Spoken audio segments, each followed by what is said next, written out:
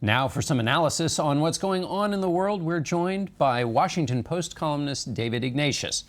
We want to welcome David Nakamura, White House reporter for the Washington Post, to the broadcast. And Robin Wright is a joint fellow at the U.S. Institute for Peace and the Wilson Center and a contributor to The New Yorker. Jamelle Bouie is a CBS News political analyst and Slate's chief political correspondent. David Ignatius, I want to start with you. What kind of a test is North Korea for Donald Trump? Well, Donald Trump, I think, decided right from the beginning of his administration that this was the first big challenge. There are two things that strike me. The first is that the administration led by the president has decided now is the time to deal with North Korea's rapidly advancing military threat. Now, before they have a nuclear-tipped missile they can point at the United States.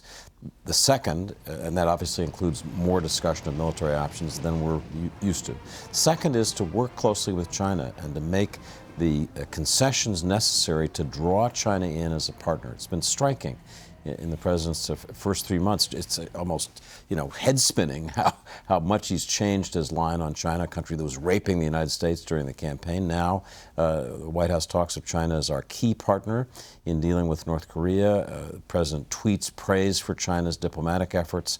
But I think the basic message the president has said publicly is what he said privately. If China cannot help us do this in private, the United States is prepared to take action to deal with North Korea before it has the full nuclear capability. Robin, is escalation of the rhetoric from the president, the tweets, the pressure on North Korea, the military flexing of the muscle, is that creating the likelihood of a confrontation? I mean, does that, keeping things on the boil, is that going to work, or are there considerable downsides? I think there are downsides, but I think fundamentally the United States and China have a different way of looking at what the solution to the North Korean challenge is. The United States wants to use its muscle to kind of say, we're here and we're not going to tolerate this, and then rely on China to actually do the squeezing of Pyongyang to comply. The problem is the Chinese don't really want to see a unified Korea. They don't want to see a pro-Western oriented government. They actually don't mind the current government remaining, just they want to take away the nuclear component. They actually would like to see diplomacy work. That's the irony, that the Chinese want to see a grand bargain in which the United States actually negotiates with the North Koreans on the question of both its nuclear program and its long-range missiles. And that's something that I'm not sure the Trump administration has really grappled with. How do you do that? How do you engage? This is the fourth American president that's tried to negotiate with or has tried to deal with the North Korean challenge. And every one of them so far has recognized that diplomacy is the only way out. And that's something we haven't seen from this administration yet. That's right. And Jamelle, we've seen, to Robin's point, not putting more emphasis on diplomacy, really, but the ratcheting up from the president, who has talked about the red line that Barack Obama drew with respect to Syria being a great failure of President Obama's. But here the president seems himself to be drawing a kind of red line, saying the U.S. will go it alone. The administration officials are talking about taking action in North Korea. So if a month from now no action has been taken, the president will have been making boasts that he didn't follow up on. Right. I mean, that is what... I mean, for me, I come back to sort of Trump, the person, and Trump's personality. And President Trump is someone in his prior career whose negotiating style was very much of making demands, making threats, promises to take some sort of punitive action. And here's a situation where we're doing that, risk starting a war, we're starting a major international incident. So I'm not entirely sure, looking at Donald Trump's past behavior and now his present circumstances, how this is all going to play out. I do know, and I think we're all aware, right, that the Trump administration isn't just not uninterested in diplomacy, it is not even put forth the resources to the State Department, to the diplomatic corps, to be able to come to some sort of diplomatic solution in North Korea. So it's the pieces here, everything here, there's obviously, of course, always a range of outcomes, but the weight seems to be on the range of outcomes that aren't actually optimal for either the United States or China or South Korea, for that matter. David, what do you make of the sort of President Trump's interaction with his foreign policy team? In the presidency so far, he's been constrained by the courts, by Congress. This is an area on foreign policy where he can act without those kinds of constraints. How do you read What's his... interesting, going back even a week to the strikes in Syria, is that you're seeing some folks who we didn't know would have a great deal of influence with this president, given the rhetoric in the campaign, a sense that we were going to withdraw from some of the global leadership, come to the fore. And that includes H.R. McMaster, the National Security Advisor, certainly Jim Mattis at the Pentagon, and even Rex Tillerson, who to some degree, as Jamelle said, they're not talking about, they're talking about withdrawing money from the State Department, downplaying the role, but you've seen him take a lead to some degree in formulating some of the policies. And what they really emphasized, I was down in Mar-a-Lago when these strikes happened in Syria, was the interaction between the agencies and they tried to sort of suggest Trump wasn't acting impulsively. He was doing this as sort of standard presidents do and taking in input from all the different agencies, looking at different options, and then choosing one. That's not an approach we always saw him do.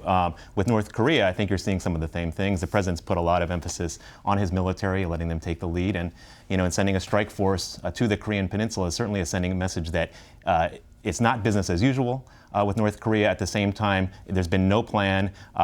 Behind the scenes, the administration talks about maximum pressure and engagement, but the engagement, we just don't have any idea what that means. Robin, this morning the president took to Twitter, a variety of statements from him, but one on this topic. The president said, "Why would I call China a currency manipulator when they're working with us on the North Korean problem? We'll see what happens," he says, with an exclamation point. What could China want from the United States that might help them get through those complexities you outlined earlier, to actually take care of this problem for the president instead of having military action? Well, the basic problem is that the United States is relying on China, and China thinks the United States really is the one that has to do the legwork and the heavy lifting on this. But this in many ways, this test is a challenge or a test of the relationship between President Trump and President Xi. President Trump had tweeted earlier that he had great confidence on China in dealing with the North Korean question. And, China then turns around and announces that its trade with North Korea has increased 40% in the first quarter of this year. It's taken some little steps, turning back a fleet of coal ships that were delivering to China. So trying to look like he's taking some action. But the fact is, it's pretty minimal. And so this is something that's going to, I think, it's a little bit like Russia. You have that moment of yes, this is going to be a different relationship, and then you find that the realities of the world force them back into the old kind of tensions and what it was under the previous administration, even before that. David, the president, speaking of the realities of the world, this week said in conversation with the Chinese president, he learned that the relationship between China and North Korea was more complicated than he thought. Assess the president's learning curve then, because this is the second time he said that. He also said that about healthcare. The steep learning curve started with, actually, go back to the first meeting with President Obama. It was President Obama in this private meeting that Trump boasted, after his election lasted, it was supposed to last 15 minutes, it lasted an hour and a half, Trump said. I think it was supposed to last longer, but what Trump learned there was that North Korea was such a problem. President Obama stressed and emphasized this to him. I think it woke him up. And that you're seeing him now, to his credit, elevating this problem. And President Obama was, to some degree, as he focused on Iran, was criticized, what are you going to do about North Korea? It's a different set of challenges. So now you're seeing the president have this learning curve. He's met first with Prime Minister Abe in Japan down in Mar-a-Lago, then with Xi Jinping. He talked about, we're having this great piece of chocolate cake, and I talked to him about our policies. But I think deeper down, it is a learning curve. It's very difficult, this situation in North Korea, and it's perplexed administration after administration. I think one thing to keep in mind is this missile test was a failure today, but experts say that the North Koreans learn each time. So to their mind, it's not a failure. David, give us a sense more broadly of the president either, and let's throw in the president's change of mind on NATO, on Syria. Is the president being guided into what is a kind of foreign policy consensus about the way you handle these difficult problems? I think we're learning that he has key advisors on foreign policy who are of the Republican mainstream, and they have had more influence. I think Secretary Mattis at Defense and Secretary Tillerson at State are really trying to bond. I'm told they try to work through a common position before each key meeting. H.R. McMaster is a very orderly, process-oriented national security advisor. Dina Powell in the White House, kind of classic manager of people and bureaucracy. So as this team has had some success over the last 2 weeks. They feel that Syria was a success. They feel that the Xi meeting was a success. I think they've really bonded with each other. So I think the president feels enhanced by his team going forward. Just briefly, 2 other points that go to what we've been discussing. The first is, I think that this administration is exploring ways that you could address China's concern about a future North Korea, a unified North Korea that might threaten them, to say, that's not really what we're thinking about. Second thing, this has to be speculation, but as David said, the weekend's big event was going to be this missile launch, and it was a flop. It blew up as soon as it took off. The New York Times reported recently that 88% of North Korea's Musudan, those intermediate range missile tests in the last several years, 88% have been failures. Something's going on. Is this Stuxnet for missiles? We don't know. There was a very weird elliptical statement by Secretary of Defense Mattis, but I think those 2 things are worth bearing in mind. Yeah, we're sending some software into their missile systems. Jamelle, talk to me about a little bit about the politics. If David's right and the president's in a Republican foreign policy consensus, that wasn't what a lot of the Trump voters were expecting. Right. Trump campaigned explicitly against the Republican mainstream on foreign policy, arguing that the Iraq War was a mistake, arguing that his opponents on the stage in the Republican primary were too eager to use the military. And so this is an interesting shift of gears. I think it reflects the extent to which he doesn't have very much knowledge or experience, that he's a bit of an empty vessel in a lot of places. And so depending on the quality of his advisors, depending on the people around him, he takes particular steps. It's unclear how this will appeal to his voters. I think this comes ultimately to the question of what do his voters specifically want.